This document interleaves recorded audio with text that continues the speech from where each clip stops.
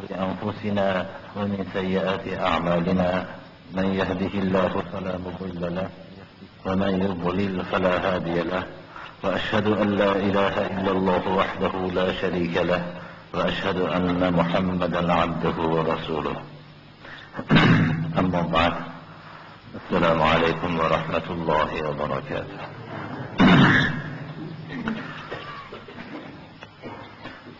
قال الله تعالى: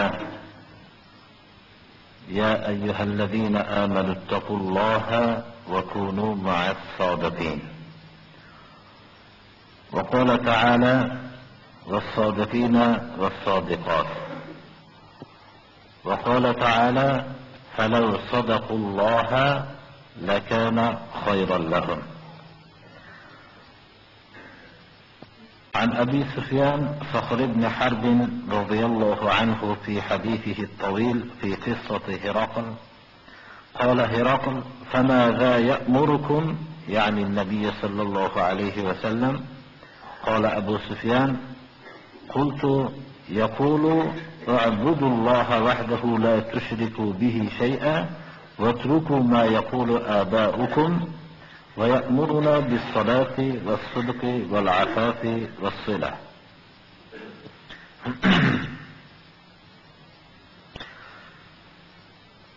Allah subhanahu va taolo Qur'oni Karimda: ey iymon keltirgan kishilar, Allohdan taqvo qilinglar va sodiqlar bilan birga bo'linglar.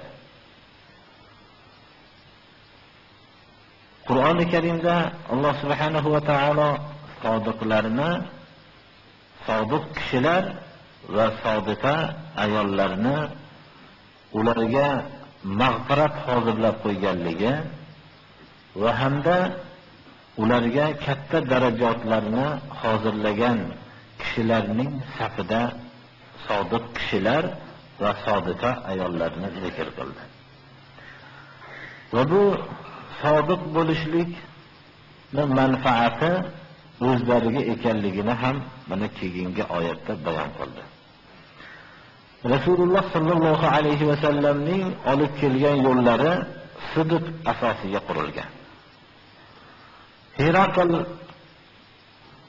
Rum hukmdori Rum viloyatiga, mamlakatiga Makkadan savdogarlar jamoasi kelgan vaqtda Rasululloh sallallohu alayhi va sallamning xabarlari olamga tarqalgan vaqtda shunda Herakl Makkadan kelgan savdogarlarni chaqirdi. Bu savdogarlarni ichidan talab qildiki, shu payg'ambarlikni da'vo qilayotgan kishiga nasabda qarindoshroq bo'lgan kishini. Tabian bu kishi Abu Sufyon edi. Abu Sufyon shu davrda yer kurrasida Rasululloh sallallohu alayhi va sallamga eng qattiq dushman bo'lib turgan soat edi. Payg'ambarimiz sallallohu alayhi va sallamga yolg'on tuhmatni agar nisbatlashlik bo'ladigan bo'lsa, xususan Rum hukmdori yer kurrasidagi ikkita hukmdorlikni bittasi va kuchlisi edi. Bu yerga ta'siri o'tib qolmasligi uchun har qancha yolg'on gapirish, tuhmat qilishlikka tayyor edi. Lekin Abu Sufyonni tuhmat qilishlikka imkoniyat bermaydigan tartibni tuzdi. Hamma kishilarni qator qilib, agar yolg'on gapiradigan bo'lsa, orqadagi kishilar buni yolg'on so'zladi desin deb o'tkizgan suratda ketma-ket qilib o'tkazdi. Shunda bir necha savollar qildi. 10 ta o'zining mashhur savolini berdi. Shu savollardan bittasi sizlarni nimaga buyuryapti dedi. Ya'ni bu yangi payg'ambarlikni da'vo qilgan kishi sizlarni nimaga buyuryapti dedi. Abu Sufyon o'zlari buni hikoya qiladiki, keyin islomni qabul qilgandan keyin agar Rasululloh sallallohu alayhi vasallamga tuhmat qilishlikni ilojini topsam tuhmat qilardim. Bu yerda podshoning huzurida kazzob bo'lib chiqishlikdan, tuhmatchi bo'lib chiqishlikdan qo'rqib to'g'ri gapirishlikka majbur bo'ldim deydi. Shu savollarning bittasi Hiraql nimaga buyuryapti degan vaqtda yakka Allohga ibodat qilinglar. Hech bir narsani sharik qilmanglar. Ajdodiylar aytgan narsadan voz kechinglar deyapti. Namozga buyuryapti va sidiq, sodiqlikka buyuryapti.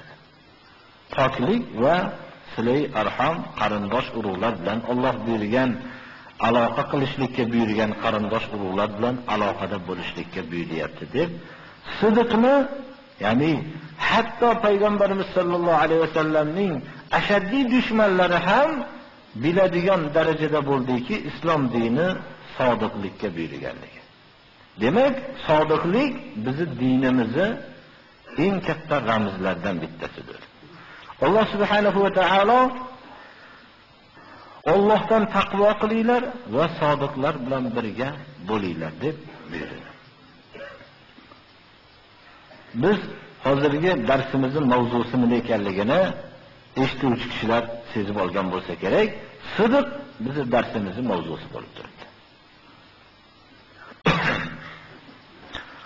Birinchi oyatni Allohdan taqvo qilishlikka buyurib, Alloh taolo sodiqlar bilan birga bo'linglar dedi. Ya'ni islom asosi sadoqat. Shu sadoqatga buyurishlik. Har bir tarixni, hamma odam o'zlarining tarixini bir tekshirib ko'rsin. Islomdagi sadoqatdaqa sadoqat bo'lgan emas. Bu ham Rasululloh sallallohu alayhi va sallamning davridagi sadoqat u misli ko'rilmagan sadoqat bo'lgan. U kishidan ashoblardan keyin tobiinlar, ularga yaxshilik bilan ergashgan kishilarning ichida sadoqat nihoyatda bir topildi. Ey iymon keltirgan kishilar, Allohdan taqvo qilinglar va sodiqlar bilan birga turinglar. Bu yerda aytilmayaptiki, ajdod o'zinglarni biror bir o'rinda ota-onalarni rioya qilinglar, yo qarindoshinglarni rioya qilinglar. Shular bilan birga turinglar, yo o'zinglarni eski qadrdoninglar bilan birga turinglar. Shunday degan so'z bo'lmayapti.